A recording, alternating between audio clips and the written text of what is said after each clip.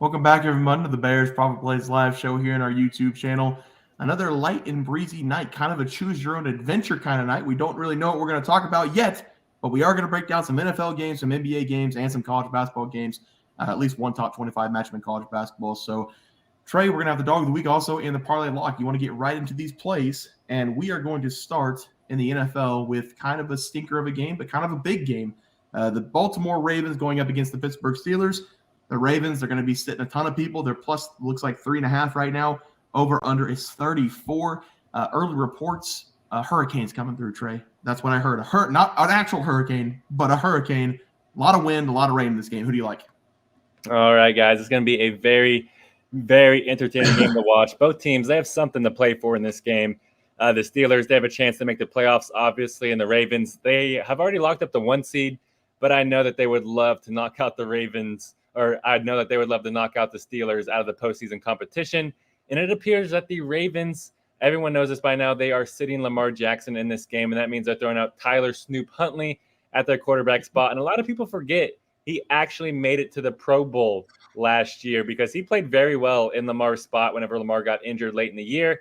And I do expect that to continue here in this game. Give me the home pups. You guys know I love the home pups. Give me the Ravens here at plus 3.5 in this game. The Steelers, I do got to give them this. They have dominated this matchup historically. They have won 6 out of the last 7 games against the Ravens, but in their 6 wins, they've only won those games by an average of 3 points per game. These games are always very close, so I'm just going to take the points here with the Ravens, plus 3.5. And, guys, we're talking about Mason Rudolph here, guys. I think the Steelers are going to come back to a little bit of normalcy here in this game, and I really love the Ravens culture, so give me the Ravens plus 3.5 at home. Yeah, this is one of my plays on the website. One of my 2 plays. I gave out an NFL play and a college basketball play for the Saturday slate. But if you know anything about me, if you've been watching for the year we've been doing this, you know which side I'm on. So I'm just going to leave it at that. We're going to move on to the other NFL game, the big game. The Colts going up against the Houston Texans. I believe the Colts are at home in this game. They are the small favorite, over under 47.5. Trey, big game here. It's winner get in, right? Winner gets in, right? It is. Well, I think both teams might have an outside shot if something crazy happens. I think the Colts have an outside shot. I think for the Texans, it's winner in. But, Bear, the Colts are now actually home dogs at plus 1.5. So I think that this is going to be a very interesting game to watch. It's kind of surprising that the Colts, this is a win-or-go-home game for them, or who knows what the playoff situations are for them.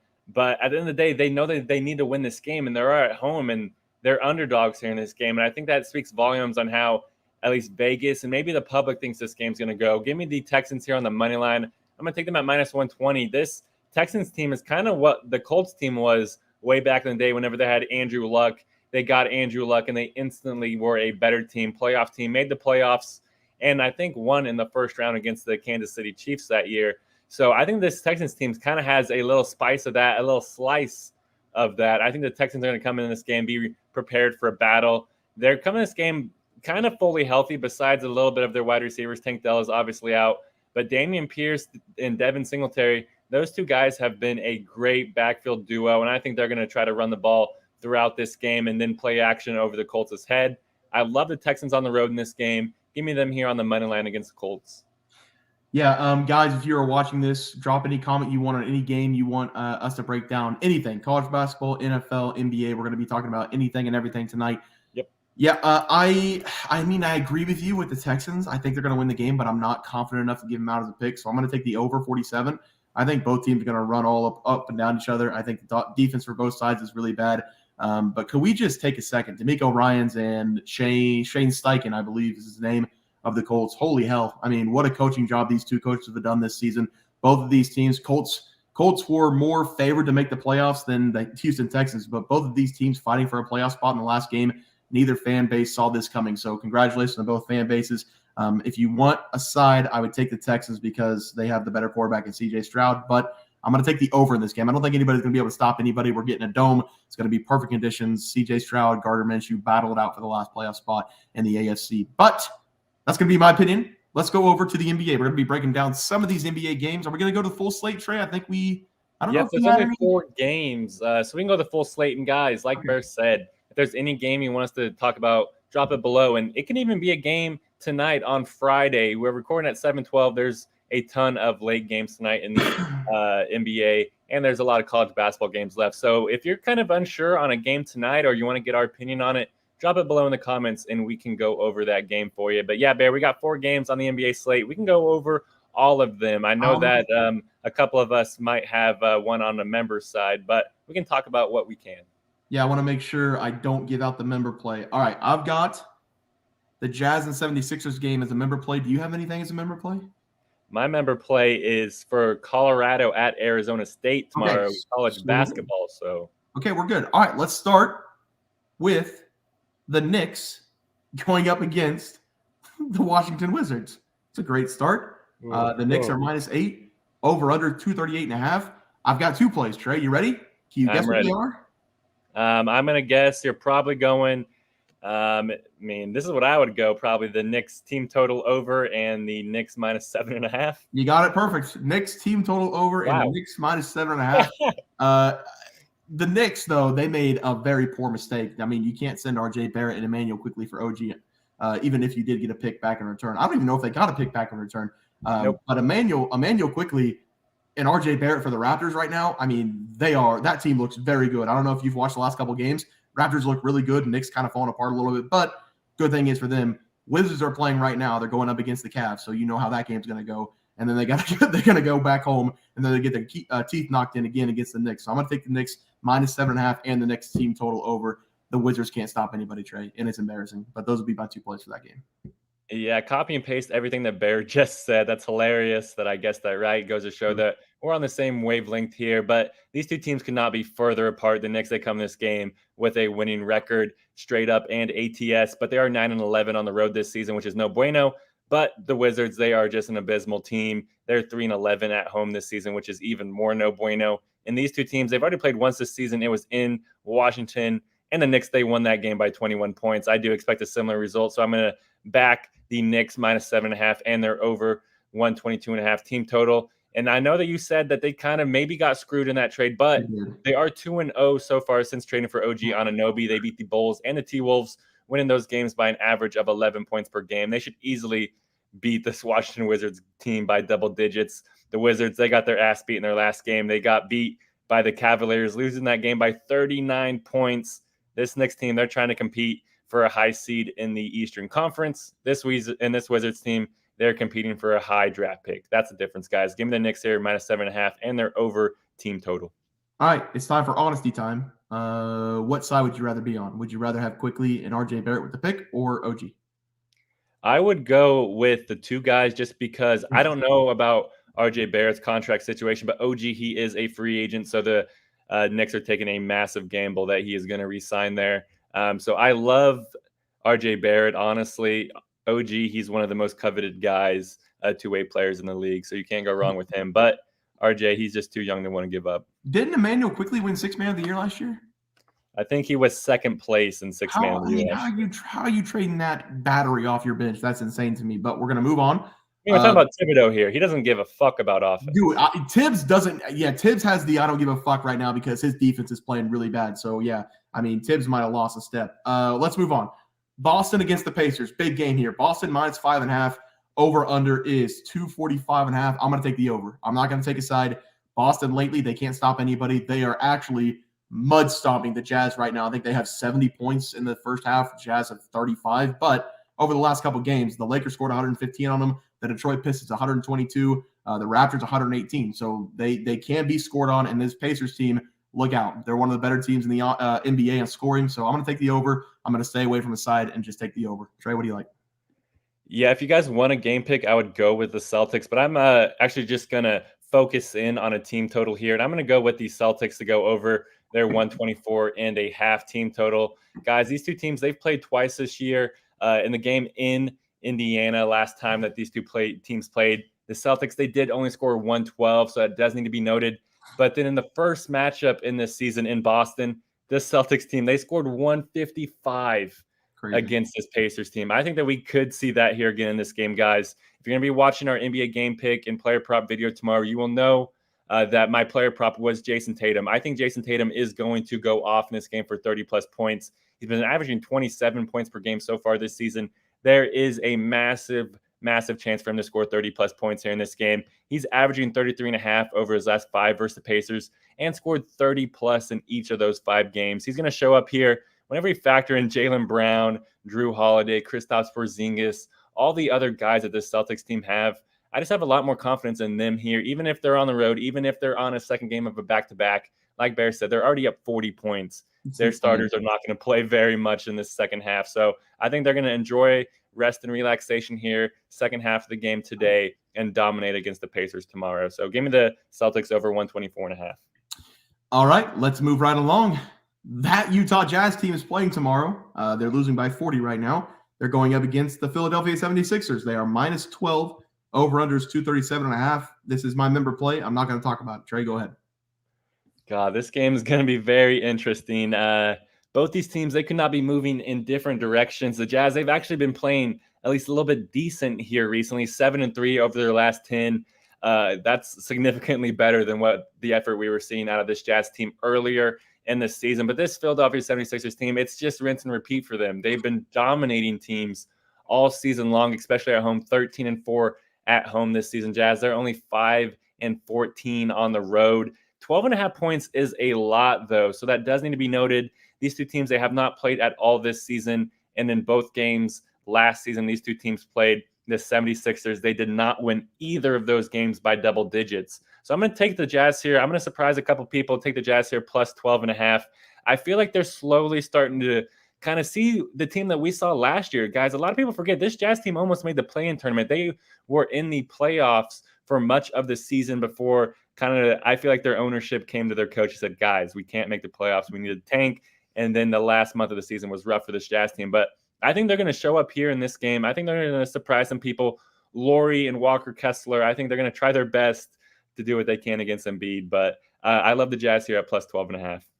Yeah, the Jazz are big, not to mention John Collins on that team as well. And I love Simone Fontecchio.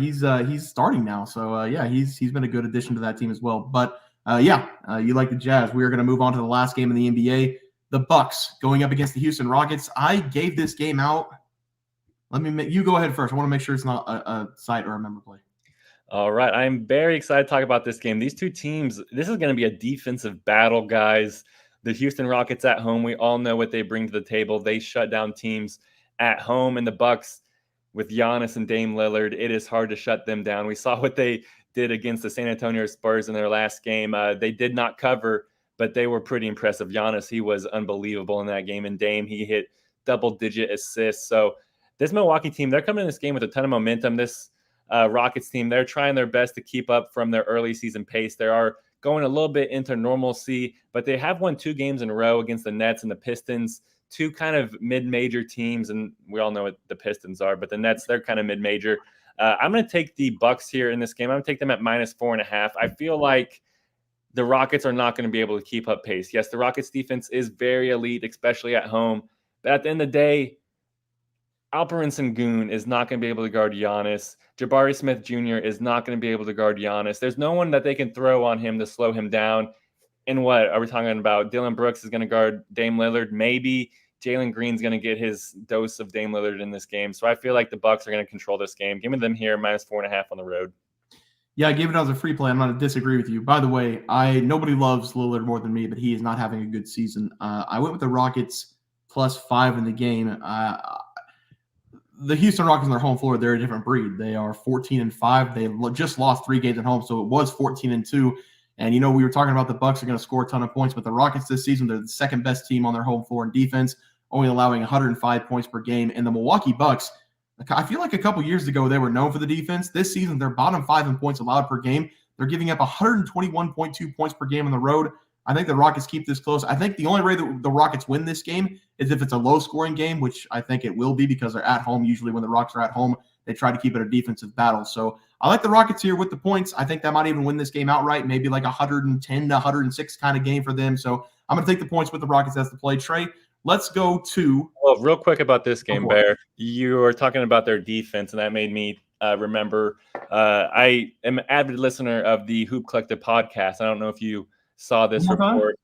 The what? The what podcast? The Hoop Collective with Brian Windhorst. Okay, Hoop Collective, okay. Yep, the guy's a stud. I love Brian Windhorst. He's a great knowledge of basketball. He came out and said there was a report that Mike Budenholzer was obviously their coach last year, got replaced. I can't remember the guy's name who was their current coach, but he came from the Toronto Raptors and changed their entire defensive scheme. Brook Lopez, he was usually playing drop coverage where if somebody was driving, he would just protect the rim. He would not move. He would protect the rim, drop coverage. And Adrian Griffin is the Bucks coach name. He completely changed that about a month and a half, 2 months into the season. So probably a month or so ago, Brook Lopez, Giannis, they both went to Adrian Griffin and said, we got to change our defense. We got to go back to drop coverage. We're getting sliced and diced. And then the next game, they changed the drop coverage, lowest points allowed of the season. I don't know what their defense is currently. I don't know if they're still doing the drop coverage or if Adrian Griffin went back to his roots. But I do know that was a massive point of contention for this Bucks team earlier in the season. Something to look at. So was that just the last game, or did you say that was a month ago? That report was about a month ago whenever I heard it. And I said, I don't know what type of defense they're currently playing, but as of a month ago, they were switching back to their drop coverage that Budenholzer was having them play historically. Huh. Okay. Well, I still like the Rockets. I feel like if you're coming off a game a month and a half ago when the players are like, we got to run this defense, and it worked, and they allowed the low, you would go back to the defense. But that's why I'm sitting here, and there's head coaches out there for the Bucks. So, yeah, let's move on to some college basketball. If anybody wants any breakdown of any college basketball game, we will do it. But we're going to do one right now. It's going to be a top 25 matchup between Ole Miss and Tennessee. I am trying right now to look up the spread. I think Tennessee's a massive favorite. Minus 12 for you. Minus 12. Minus 12. What's the over-under? The over-under is currently sitting at 142.5. 142.5. Trey, I'll have you start because I know you love Dalton Connect. Yeah, Dalton Connect is a massive stud. He is basically Tennessee's go-to guy, and they run a lot of their offense through him. And that is why they're the number 5th overall seed right now. And kind of Ole Miss is getting disrespected in this game. I mean, they come this game 13-0, and they haven't played a massive cupcake schedule. They played some Power 5 teams. They beat Memphis. They beat Cal. And they've been playing some good mid-major teams as well. They beat Temple. They beat NC State. So it's not like they just lined up a lot of non-conference games and just said, all right, here we go. Got to beef up our record before we go to the SEC conference play. And this Tennessee team, Rick Barnes is leading them. We all know how good of a head coach he is. They did drop 3 games in a row early on in this season against 3 elite programs. Got to give them that: Purdue, KU, and North Carolina. But this Tennessee team, they've bounced back. They beat the crap out of Illinois. They beat Syracuse by almost 20 points. They also beat NC State. So both these teams are good. I'm just a little bit confused of why this is double digits. I know this game's in Tennessee, and that means a lot for college basketball, but I think that Ole Miss is going to want to kind of come to this game and have a point to prove. So I'm going to go with Ole Miss here on the road at plus 12. I don't know exactly if Tennessee can outscore this Ole Miss team enough for them to lose by double digits. Ole Miss, they are ranked up significantly higher on the offensive end. They come this game shooting almost 47% from the field. Tennessee, they only shoot 42% from the field. So if Ole Miss, they can make their shots, play some defense, I feel like they're going to be able to win this game straight up. So I love that they're getting plus 12 here. So give me Ole Miss plus 12. And guys, like Bear said, we got a lot of games tomorrow. So if you want any games to talk about, just drop it below. Yeah, I'm going to disagree with you. And the only reason I'm going to disagree with you and take Tennessee is because, one, they have the best player on the floor in Dalton Connect. He's going to put up 20-plus points. The other is because Tennessee, you mentioned it, they played an absolute gauntlet of games. They played 5 top 25 teams. They've played 3 teams above top 10. They played Purdue, Kansas, North Carolina, Illinois.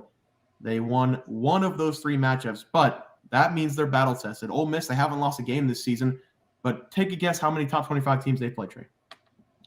0 probably. The answer is 0. They have not played a top 25 team.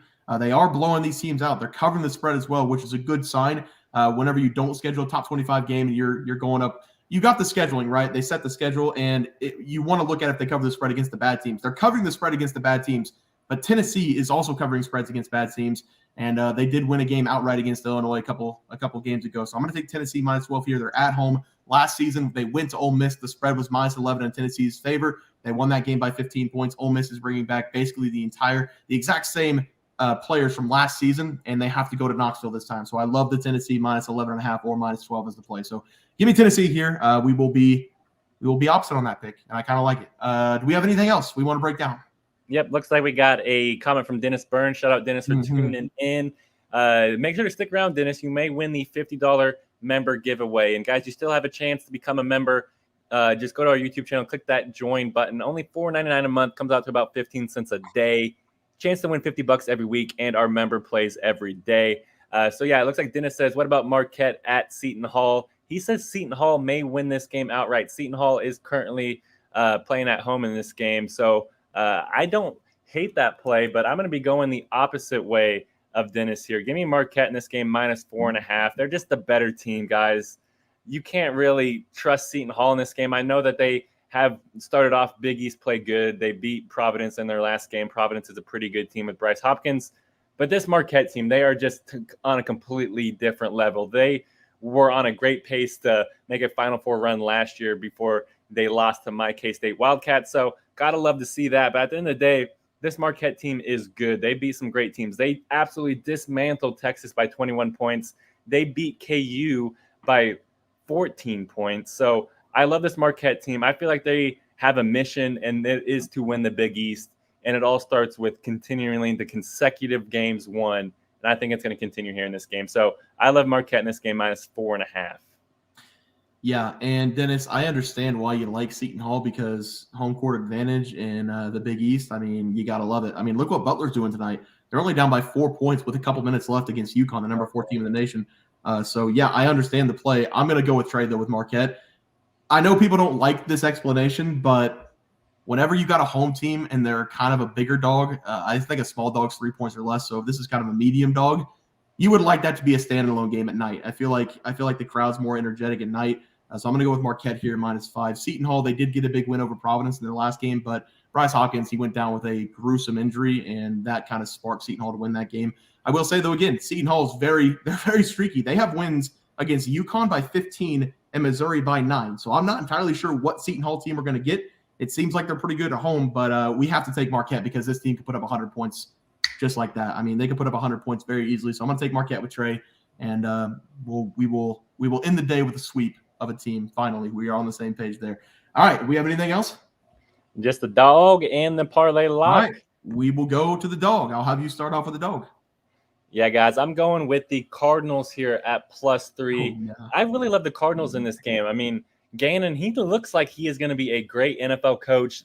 The Cardinals, they're not very talented as a team as a whole, but it looks like Gannon has the boys buzzing, and they're going up against the Seahawks. The Seahawks, they're an interesting team. I'm pretty sure that they still have an outside shot to make the playoffs, so that does need to be noted. But this Cardinals team, I feel like they're going to have something to play for. Gannon's going to want to end the season on a positive note. Kyler is going to want to end the season on a positive note.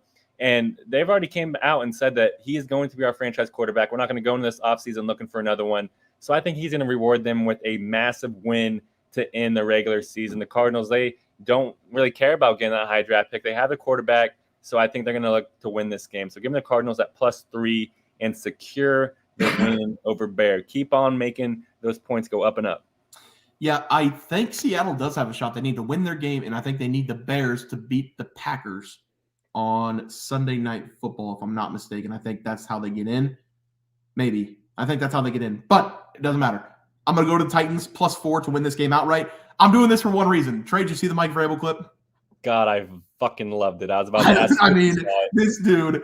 What the fuck are you talking about, Gentry? This poor reporter, man. I mean, he's just trying to do his job, and Mike Vrabel gives the – I mean, can you imagine Dan Campbell and Mike Vrabel on the same coaching staff? I would absolutely love that. Mike Vrabel just said – the guy asked, how's it feel right now to lose? And he goes, it fucking sucks. Like, that's all he said, and he said it many times. You got any more questions, Gentry? Yeah, Mike Vrabel's the guy, and this feels like a Titans game. I've been waiting for it all season long. I've been waiting for a Mike Vrabel game that's like, yeah, I'm still Mike Vrabel. We're still the Tennessee Titans. We're going to win a game we're not supposed to win. The Jaguars, this is everything for them. So Titans want nothing more than to bounce the Jaguars out of the playoffs. It's a really good spot for them. They're at home. They're +4.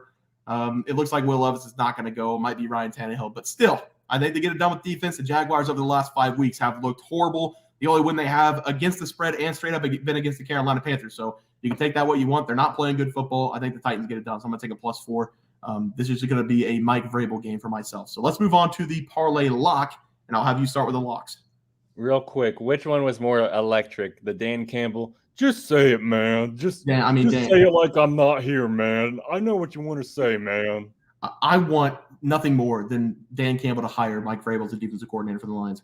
That would be insane to me. Or a linebackers coach, whatever. I think Dan Campbell is the better response. I don't know, Dan Campbell, whenever he first got the coaching job and he was doing the kneecap speech, I think that's the best coaching thing I've ever seen in my life for a press game conference. But yeah, I mean, both those guys are characters. But let's move on to the parlay lock. Have you start us off? Yeah, and we gave out a loser last week. Who would have thought that the Pistons would have broke our parlay lock with the Raptors -4.5? But I had a lot of confidence in that play. Crazy. Come on, guys. But me and Bear, we're both attacking the NFL this week. We're going back to our roots. For me, I'm going with the Raiders -2.5 going up against the Denver Broncos. I have a lot of confidence in this game. This might be Antonio Pierce's last game. He is going to set the tone early in this game, and he is going to get the Raiders a big win. He is going to want to finish the season off strong. Sean Payton, the Broncos, they have mailed in this season. They give two shits less about winning this game. They're more concerned about, am I going to be able to sleep in my bed at this time in Denver next season? They don't know if their spot's going to be on the roster. That's not what you want heading into the last game this season. You don't want your guys worried about, all right, I got to make sure I put out good tape. You want to make sure that they're saying, all right, I want to make sure I back up my coach and put out a good effort. We want them here. So I think that's what the Raiders are going to do. Give me the Raiders -2.5. Yeah, and I'm going with the Lions -2.5. We just talked about Dan Campbell. He's going to have the boys ready to play in this game. And I know a lot of people don't think it's for anything, but if the Cowboys lose and the Eagles lose, they will have the 2 seed. So you know what? It is very – or if the Cowboys lose alone, I think they have the 2 – no, Eagles have to lose as well. If those 2 teams lose, they're going to have the 2 seed if they beat the Vikings. It's very capable. I didn't think the Cardinals were going to beat the Eagles last week, so I like the Lions here. They're going to be ready to play. I mean, they're coming off a devastating loss to at Dallas on that 2-point conversion call, which was maybe the worst call I've ever seen, and I'm a Dallas Cowboys fan, so I thought they got robbed there. They're going to come out and piss on the Vikings. They're at home. They're -2.5. Dan Campbell, since he became the Detroit Lions head coach, he has not lost against the spread against the Minnesota Vikings. So whereas 5-0 so far, he's going to be 6-0 after this game. Give me the Lions -2.5. They put up 40 points against the Vikings in this game. All right. Do we have anything else? We have the wheel. Members, $50 wheel spin. I'll have you shuffle. If you want to say anything, go for it. Shuffle, shuffle, shuffle. Do the Cupid shuffle. And thank you, everyone, for being a member. It has been a great experience, and thank you all for watching. And it's going to go. This guy won a couple weeks ago, I think. I think Hunter's won twice in 3 weeks. This is why I say become a member. Could be very good return on your investment. All right, Hunter wins it. We will do that in our member video as well. Guys, thank you for joining here. Thank you, Dennis, for being in the comments tonight. If you guys have any questions, we're going to be up on Sunday morning for a Sunday morning breakdown of all the games. We also have our college basketball, NBA games, and NFL plays coming out tonight. So make sure you guys watch those tomorrow morning. That's going to do it, guys. Everybody have a good night, all right? Peace out. Peace.